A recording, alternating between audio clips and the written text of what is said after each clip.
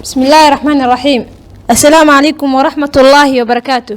كسو دوادا كانال كيني SMCC oo mar walba u taagan horumarinta caafimaadka bulshada. Maanta waxaan ka hadlaynaa cudurrada loo yaqaan dilaaga aamusan. Cudurrada loo yaqaan dilaaga aamusan marka ay qofka ku dhacaan bilowgooda hore ma lahan wax calaamad ah oo cadeynaysa inuu cudur jiro. Cilmi baaris ay sameysay hay'adda caafimaadka adduunka waxa ay ku ogaatay in cudurrada loo yaqaan dilaaga aamusan sanadkii ay u dhintaan 41 milyan oo ku nool daafaha caalamka, taasoo u dhiganta 70% dhimashada dadka ku nool caalamka in ay sababaan cudurrada loo yaqaan dilaaga aamusan. 15 milyan oo kamid ah 41 milyan da'doodu waxay u dhaxaysaa 30 ilaa 69.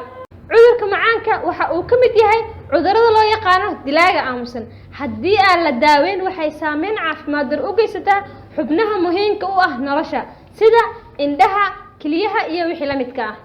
kansarka noocyadiisa kala duwan waxa ay ka mid yihiin cudurrada loo yaqaan dilaaga aamusan sababtoo ah waxa ay ku fidi karaan si dhaqso ah. haddii aan la daaweyn waxa uu ku faafi karaa dhammaan jirka, taasina waxay halis gelin kartaa nolosha qofka. cabista sigaarka waa dilaa aamusan, inkastoo dadka cabo aysan ku baraarugsaneen khatarta aadka u badan ay ku reebi karo sanbabada. hurdo la'aanta uu qofka isku arko waqtiyo badan waxay ka mid tahay cudurrada loo yaqaan dilaaga aamusan. hurdadu waxay noo leedahay faa'iido aad u badan, waxaana ka mid ah faa'iidooyinkeeda waan ku nasanaa, daalka ayaa nooga ba'a marka aan seexano, xasuusteena ayay xoojisaa, shaqada maskaxda ayay kor u qaadaa. haddii ay ku soo wajahdo hurdo la'aan waqtiyo badan iska daawee sida ugu dhaqsiyaha badan, sababtoo ah hurdo la'aantu waxa ay qalqal gelin kartaa habsamo socodka shaqada jirka.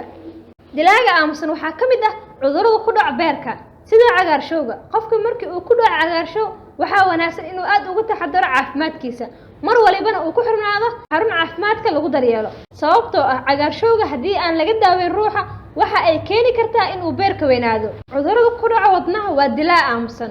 qofka qaba cudurrada ku dhaca wadnaha waa inuu aad u ilaaliyaa mar waliba caafimaadka wadnihiisa, sidoo kale waa inuu yareeyaa qaadashada cunooyinka duxda ay ku badan tahay. cudurka loo yaqaan neefta waa dilaa aamusan.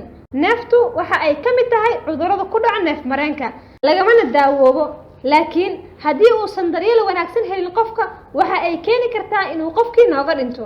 daawade dhammaan cudurrada aan soo sheegnay si aan uga taxadirno waxaa wanaagsan sanadkii 2 jeer inaan baaritaan caafimaad oo dhammaystiran marno si aan xaaladdeena caafimaad sare ugu qaadno. mahadsanid, waan kaaga mahadcelinaynaa sida wanaagsan ee aad ula socoto muuqaaladeena.